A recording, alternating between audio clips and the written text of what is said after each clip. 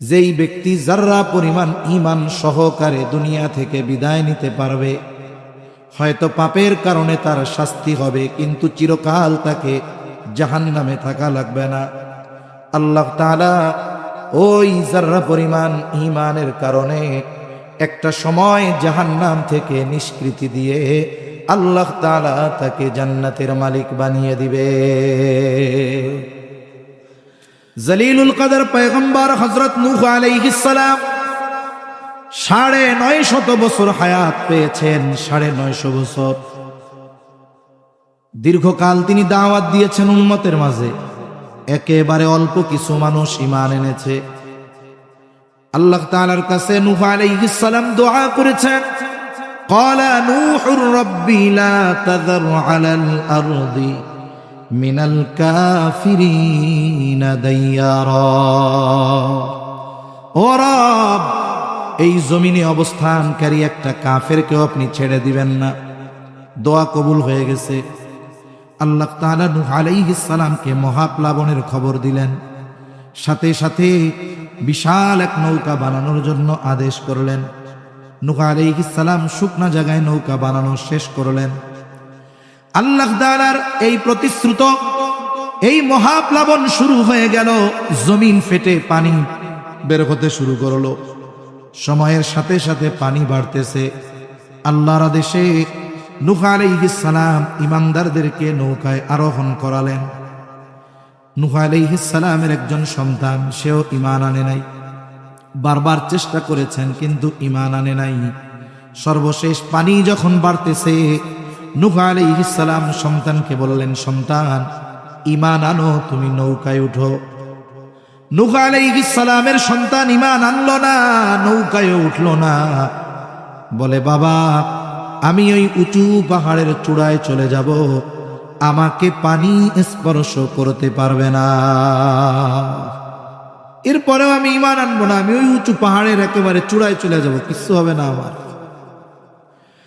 মুফাসসিরিনে কেরাম বলেন, এই মহাপ্লাবন এমন প্লাবন ছিল, গোটা পৃথিবীর 1 ইঞ্চি জায়গাও শুকনা ছিল না, সব প্লাবিত হয়ে গেছে।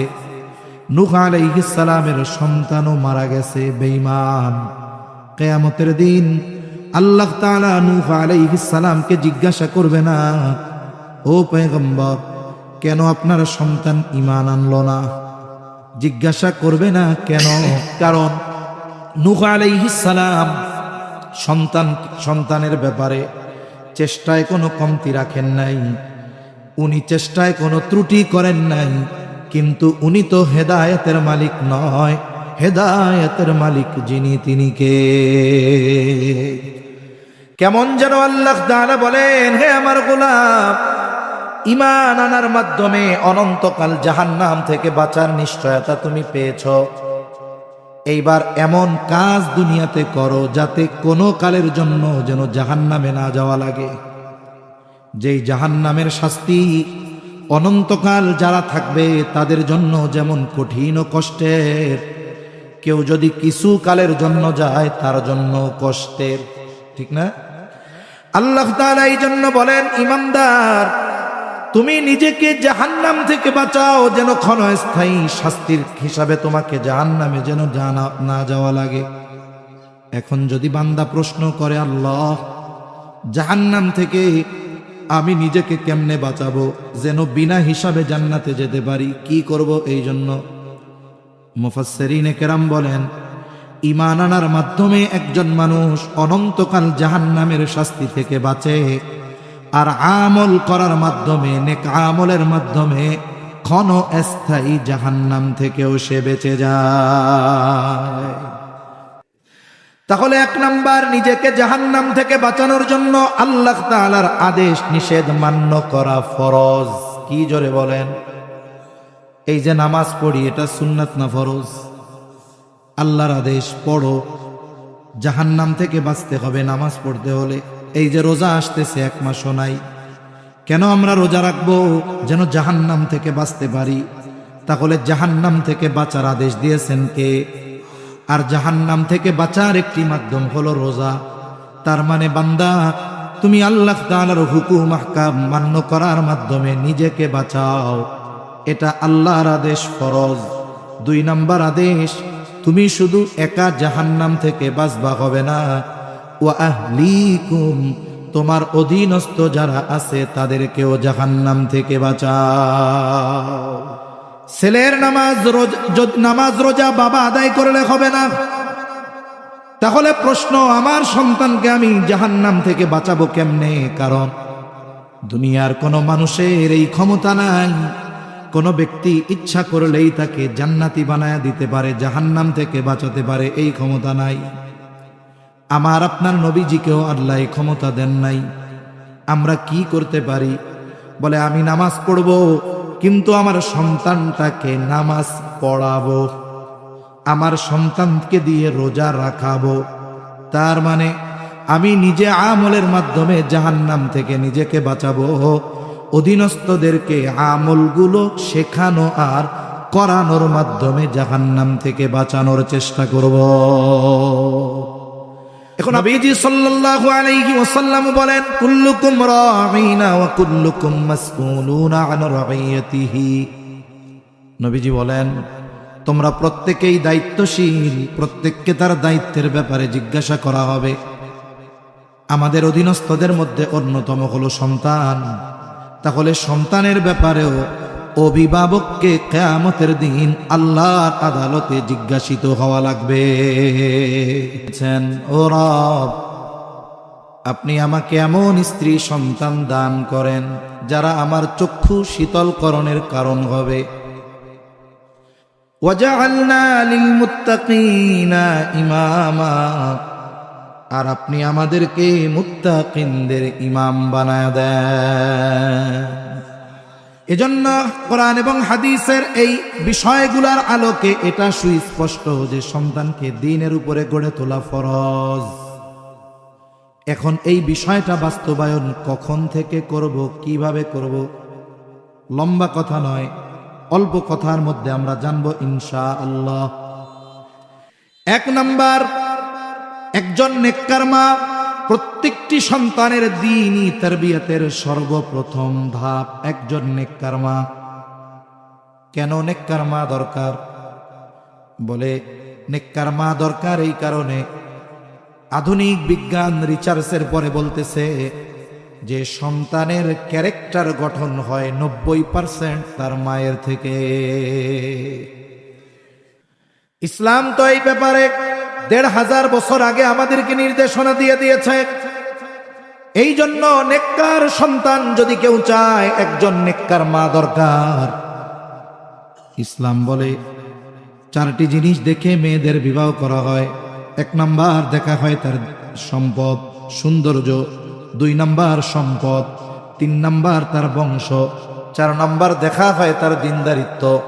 নবীজি দিনদারিত্বের ব্যাপারে বলেন, ফাযফার বিযাতিদ দ্বীন, তোমরা দিনকে প্রাধান্য দাও। তার মানে বাকি 3টি বিষয় যদি থাকে, দিনদারিত্বকে এগুলার মধ্যে প্রাধান্য দিবা। এখন দেখা গেল সুন্দর চেহারা, বংশ অনেক, সম্পদ অনেক, কিন্তু দিন নাই, কি করবা?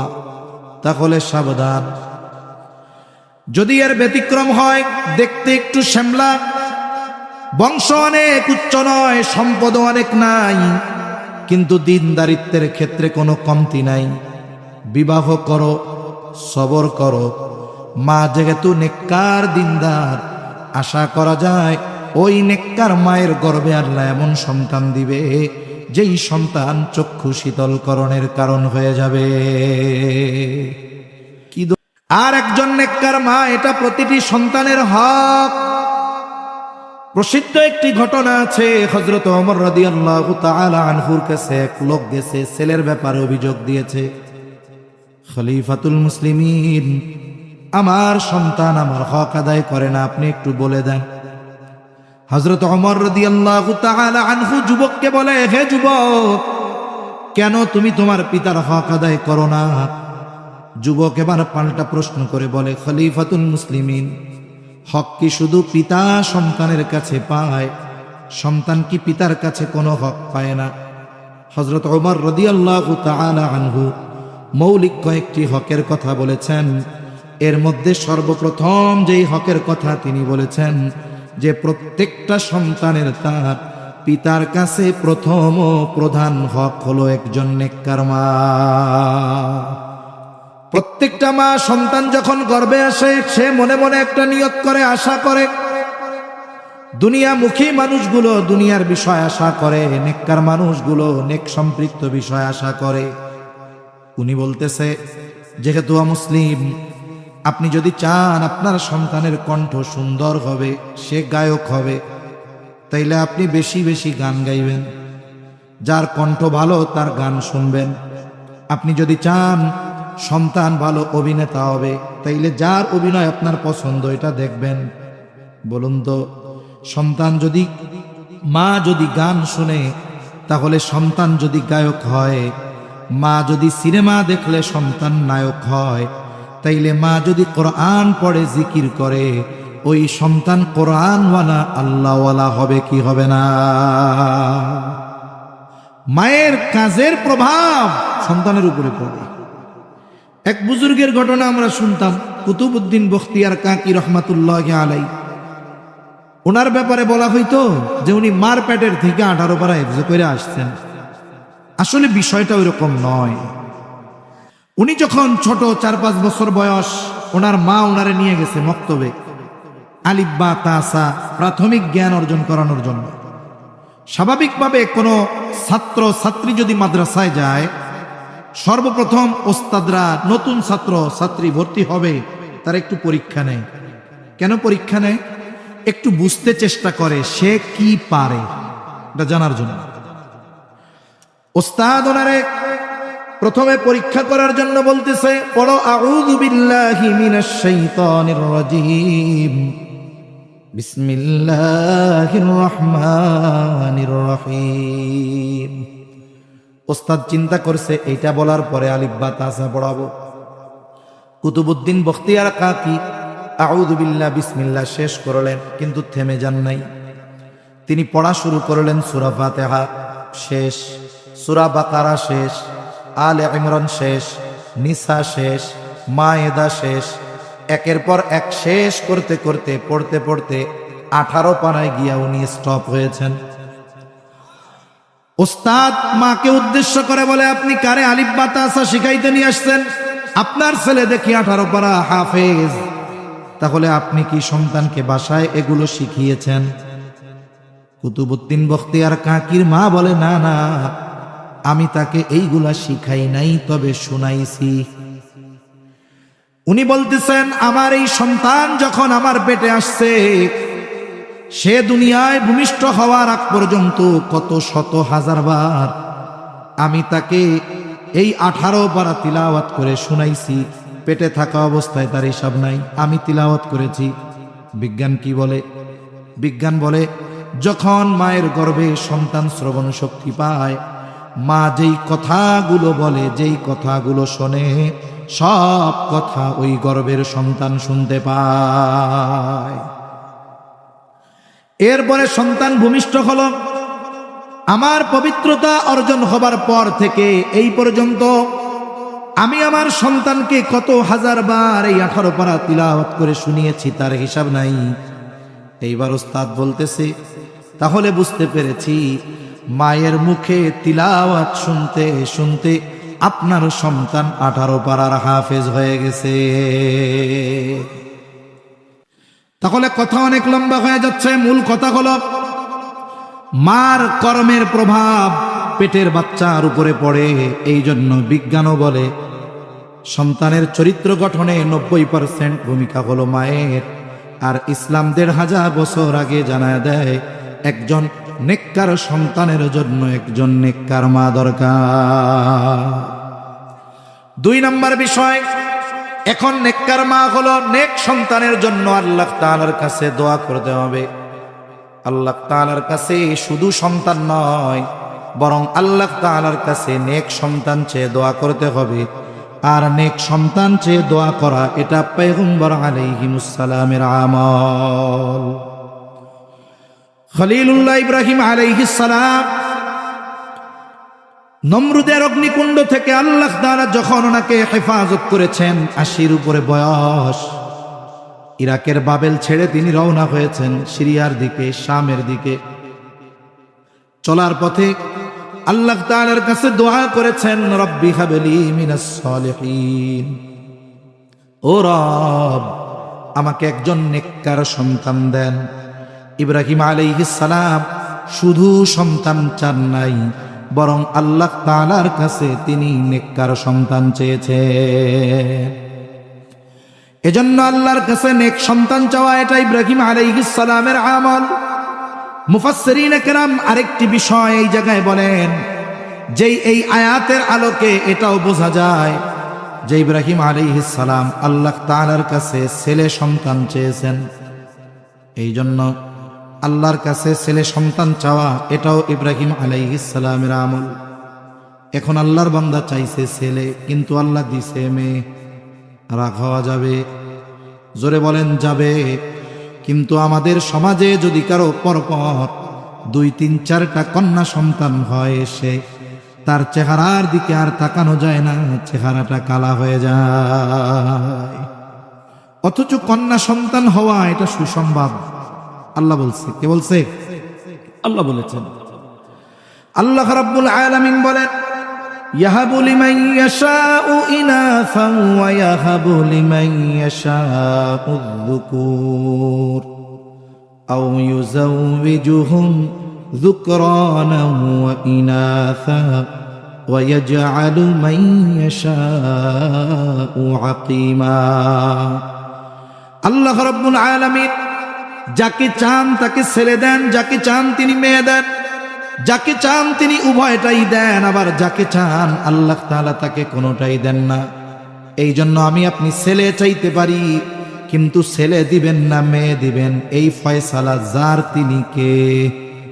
এজন্য যদি পরপর কন্যা সন্তান হয় রাগ হওয়া যাবে না, কারণ কন্যা সন্তান হওয়া সুসংবাদ।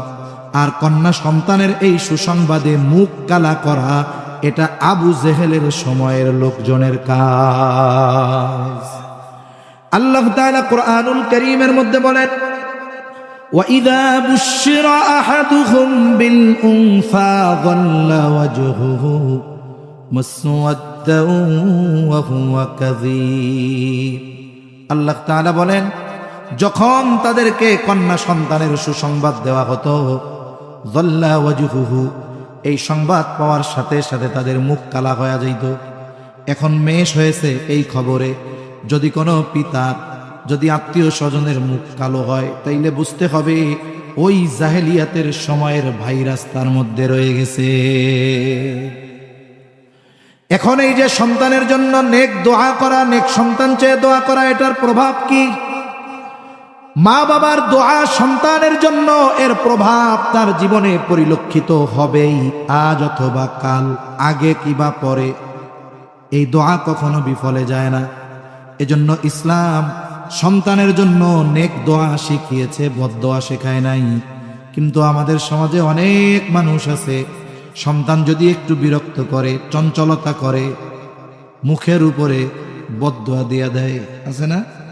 মনে করেন মাদ্রাসায় পড়ে, স্কুলে পড়ে, স্কুলে গিয়া ঠিকমতো পড়াশোনা করে না, দুষ্টুমি করে, চঞ্চলতা করে, ছোট মানুষ তো। এখন অভিভাবকরা বিচার দিছে বাবার কাছে, মায়ের কাছে। মা বিরক্ত হয়ে বলতেছে, আল্লাহ যেন তোর মুখ আমারে আর না দেখায়। বলে না এরকম? তোর জ্বালায় আর সম্মান থাকলো না, আল্লাহ যেন তোর চেহারা আর না দেখায়। পোলা এটা রোডে যাইয়ে ট্রাকের তলে মাথা পিষে শেষ, চেহারা দেখার সুযোগ আছে? এখন বলেন তো, এই যে বাচ্চাটা মারা গেল, আমি আপনি হয়তো 2-4 দিন আফসোস করব, কিন্তু যেই মা বদদোয়া করেছে ওই মা যতদিন বেঁচে থাকবে ততদিন কান্না করতে থাকবে। কি চিন্তা করবে, আরে আল্লাহ ওই টাইমটাই করছিলাম, বদদোয়া কেন করলা? দোয়া তো তুমি কবুল করছো। আরে ওই সময় যদি আমি নেক দোয়া করতাম তাইলে আমার সন্তানের জন্য আজ কবুল হয়ে যেত। এই জন্য কখনোই সন্তানের জন্য বদদোয়া করা যাবে। সন্তানের জন্য নেক দোয়ার প্রভাব সন্তানের জীবনে পড়ে। তাহলে 1 নাম্বার নেককার মা, 2 নাম্বার নেক সন্তান চাই আল্লাহ তাআলার কাছে দোয়া। এবার আল্লাহ একটা সন্তান দিল, কি করব? জাহান্নাম থেকে বাঁচাতে হবে। এতক্ষণ হয়েছে প্রস্তুতি, এখন হলো মূল পর্ব শুরু। 6 মাস ধরে আয়োজন চলতেছে, কিছুদিন যাবৎ পোস্টার চলতেছে, কয়েকদিন যাবৎ মাহফিলের প্রচারণা চলতেছে। মূল মাহফিল শুরু হয়েছে সন্ধ্যা থেকে।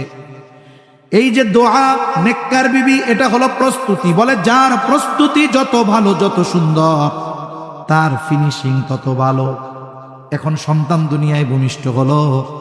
সন্তান ভূমিষ্ঠ হওয়ার পর সন্তানের কিছু হুকুক আছে, হুকুক, হক, এগুলো আদায় করব।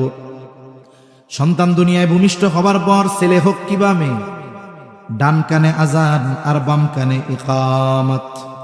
ছেলে হোক অথবা মেয়ে, ডান কানে আজান বাম কানে ইকামত। কোথায় দিবেন? বলে ওই জায়গায় যদি কোনো পুরুষ না থাকে, নারীরা এই আওয়াজগুলো, শব্দগুলো ওই শব্দ ভূমিষ্ঠ শিশুর কানে পৌঁছায়া দিবে। তা অবস্থা হলো মানুষ এখনো জানে না। অনেকে বলে যে একটু আজান দিয়ে দেয়, কিন্তু আজানটা কোথায় হবে? বাচ্চার ডান কানে আজান বাম কানে ইকামত। এইবার সপ্তম দিন কয়েকটা কাজ আছে। একটা হলো তার চুল, মাথার চুল মুন্ডায় ফেলতে হবে। যদি কোনো অসুস্থতার কারণে, অনেক সময় অনেক বাচ্চা স্বাভাবিক ডেলিভারি হয় না, তার এই মাথার উপরটা খুব নরম থাকে, হ্যাঁ, ওর জন্য তো আর সপ্তম দিন রিস্ক, আপনি কয়েকদিন পরেই করবেন। মূল কাজ হলো তার প্রথম চুলটা মুন্ডাতে হবে। সপ্তম দিন করতে পারলে ভালো, না পারলে পরের সপ্তাহে করেন, তারপরের সপ্তাহে করেন। চুল মুন্ডায়া সুন্দর মতো ওই চুলের ওজন পরিমাণ স্বর্ণ, রূপ্য অথবা উভয়টার যে কোনো একটা সমপরিমাণ মূল্য সদকা করে দিতে হবে। এরপরে সপ্তম দিন আর একটা কাজ, তার আকিকা করতে হবে। আকিকা, আকিকা যদি ছেলে হয় 2টা ছাগল দিয়ে, মেয়ে হলে 1টা দিয়ে। সপ্তম দিন না পারলে দ্বিতীয় সপ্তাহে, না পারলে তৃতীয় সপ্তাহ বা 21তম দিন করতে হবে। যার অ্যাবিলিটি নাই, 2টা ছেলে হয়েছে কিন্তু 1টা ছেলে হয়েছে, 2টো দিয়ে দেওয়ার অ্যাবিলিটি নাই, উনি 1টা দিয়েই সময় মতো আকিকা করবে। কারণ আকিকার সাথে বাচ্চা অনেক কল্যাণ অকল্যাণের বিষয় থাকে। যদিও এটা ফরজ না, কিন্তু অনেক গুরুত্বপূর্ণ বিষয়। ইচ্ছা করে বিলম্ব করব না। সপ্তম দিন আরেকটা কাজ হলো সুন্দর একটা ডাক নাম রাখা। ডাক নামটা কি হতে হবে? সুন্দর। যেই ডাক নামটা তার ধর্মীয় পরিচয় বহন করে। কিন্তু নবীজি বলেন সবচেয়ে আল্লাহর কাছে পছন্দের নাম আব্দুল্লাহ আর আব্দুর রহমান। আব্দুল্লাহ, আব্দুর রহমান বেশি। আপনি আল্লাহর গুণবাচক নামের সাথে আব্দুল যোগ করে অন্য নাম রেখে দেন। আব্দুল হালিম, আব্দুল মজিদ, আব্দুল সামাদ, আব্দুল মালিক, কত সুন্দর সুন্দর নাম আছে। আবার এটা ডাকার সময় কিন্তু খেয়াল করতে হবে। আমাদের দেশে কিছু অঞ্চলে আছে নামটাও বেকা করে ডাকে। মনে করেন ওনার নাম আব্দুল খালেক, কিছুদিন পরে আমরা আব্দুল বাদ দিয়া দেই, এবার শুধু খালেক ডাকি। কিছু অঞ্চলে আছে কিছুদিন পরে এই খালেকও সোজা ডাকে না, কয় ও খালেক কে, ও মালিক কে। খবরদার, ইহুদিদের অভ্যাস ছিল মানুষের নামকে বিকৃত করে ডাকা। এজন্য আমরা নাম বিকৃত করব না, সুন্দর নাম রাখবো। এই কাজগুলো আমরা করব তো ইনশাআল্লাহ। এরপরে ওই যে সন্তানকে জাহান্নাম থেকে বাঁচাতে হবে, কি করব? একেবারে 5-6 মিনিটের মধ্যে বাকি কথাগুলো শেষ। এবার আসেন ফরজ। সন্তান বলেন, সন্তানকে ঈমান শেখানো কি, আখলাক শেখানো কি, ইলম শেখানো কি, আমল শেখানো কি? যদি ঈমান না শেখাই জাহান্নাম থেকে বাঁচতে পারবে না। আমি যদি তাকে আমল আখলাকে ইলম না শেখাই, সে তাহলে ক্ষণস্থায়ী জাহান্নাম থেকে বাঁচতে পারবে না। যেহেতু জাহান্নাম থেকে বাঁচানোর জন্য এই বিষয়গুলো শেখানো ফরজ, এই জন্য সন্তানকে এই বিষয়গুলো শেখানো প্রত্যেকটা অভিভাবকের জন্য জরুরি। কিন্তু আফসোসের বিষয়, কোথায় শেখাবেন? যদিও 92% মুসলমানের দেশ, এই দেশের যেই জেনারেল কারিকুলাম, স্কুলে গেলে সন্তান ইলম শিখে না, আমল শিখে না, ঈমান শিখে না, আখলাক শিখে না, কিন্তু শেখানো তো ফরজ। এই জন্য এই মাদ্রাসাগুলোর প্রয়োজন। ফজলুর রহমান ইসলামিয়া মাদ্রাসার মতো মাদ্রাসাগুলো সন্তানকে যখন এই জায়গায় দেওয়া হয়, সন্তান 3-4 বছর পরে এই জায়গায় পড়ে ইলম শিখে, আখলাক শিখে, আমল শিখে, ঈমান শিখে। এখন বলতে পারেন, হুজুর ছেলেটারে তো আমি ডাক্তার বানাইতে চাইছিলাম, তাইলে কি মোল্লাই বানায় ফেলতে হবে নাকি? না না, আপনি ছেলেরে ডাক্তার বানাবেন ঠিক, কিন্তু আগে তো মুসলমান বানাতে হবে, ঠিক না? মুসলমান বানানোর জন্য এইগুলো দরকার। আর আমাদের দেশের নুরানি মাদ্রাসাগুলো এত সুন্দর, স্কুলে যেই জেনারেল সাবজেক্টগুলো পড়ানো হয় তার চাইতে সুন্দর এবং যত্ন সহকারে নুরানি মাদ্রাসাগুলো জেনারেল সাবজেক্ট পড়ানো হয়। যাক, আমরা কি চাই যে সন্তানের কারণে দুনিয়া আখেরাতে আমরা অপমানিত হই? আমরা কেউ চাই না। দুনিয়ার সবচেয়ে খারাপ বাবাটাও চায় যে আমার সন্তান সবচাইতে ভালো মানুষ হোক। দুনিয়ার সবচাইতে খারাপ মা চায় যে আমার সন্তানটা ভালো হোক। শুনুন, অনেক জায়গায় আছে মা সর্বোচ্চ খারাপ কাজের সাথে জড়িত। আমি জায়গার নাম বললাম না, পত্রিকায় দেখেছি। সেই মা সন্তান হইছে, সেই মাও সন্তানকে ওই পরিবেশে রাখে নাই, খুলনা এক জায়গায় এক মাদ্রাসায় পাঠায়া দিছে, ছেলেটা হাফেজ হইছে। অথচ দেখুন ওই মা সর্বনিকৃষ্ট কাজের সাথে জড়িত। ওই মাও চায় না যে আমার সন্তানের চরিত্রটা খারাপ হোক। ওই মাও আশা করে হয়তো আমি পাপ করেছি, হয়তো আল্লাহর কাছে মাপ চাইব, যদি আমাকে আল্লাহ মাফ না করে হয়তো ওই সন্তানের কারণে আখেরাতে আল্লাহ হয়তো শাস্তি দিয়ে হলেও মাফ করবে। এজন্য সম্মানিত উপস্থিতি, আমরা আমাদের সন্তানদেরকে আগে এই দ্বীনি বিষয়গুলো শেখাবো তো ইনশাআল্লাহ। কারণ আর ওই সন্তান যদি নেককার হয়, দিনদার হয়, আলেম হাফেজ হয়, তাহলে ওই সন্তান ওই পিতামাতার আখিরাতে নাজাতের কারণ হবে। আল্লাহ সুবহানাহু ওয়া তাআলা আমাদের সকলকে আমাদের সন্তানদের ঈমান, আখলাক, ইলম আর আমল যতটুকু দরকার শেখানোর তৌফিক আল্লাহ দান করেন। সকলে বলি আমিন। ওয়া আখিরু দাওয়ানা আনিল হামদুলিল্লাহি রাব্বিল আলামিন। আসসালামু আলাইকুম ওয়া রাহমাতুল্লাহি ওয়া বারাকাতুহু।